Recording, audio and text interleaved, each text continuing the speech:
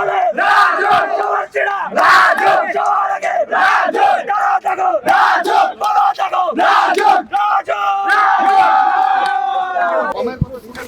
সেজন্যই আলহামদুলিল্লাহ আমি আশা করবো যে ফলাফল তোমরা অর্জন করেছো সেটা ধারাবাহিকতা বজায় রাখবে। ইন্টারমিডিয়েট পরীক্ষা আছে, একটা মাত্র গিয়েছে না, একটা বাধা গিয়েছে মনে আছে? আমি তোমাদের যখন সেন্ট্রালি কথা বলেছিলাম যে কয়েকটা ধাপ আছে, তো এই একটা ধাপ অতিক্রম করেছো, এখন হচ্ছে পরবর্তী ধাপ নেক্সট ইন্টারমিডিয়েট ফলাফল তাই না? সেটা করে তারপরে আমাদেরকে ভালো একটা জায়গায় ভর্তি হতে হবে, ভালো একটা ক্যারিয়ার করতে হবে, তাই না? ব্যাপারে আমরা সবাই পারবো, তাই না?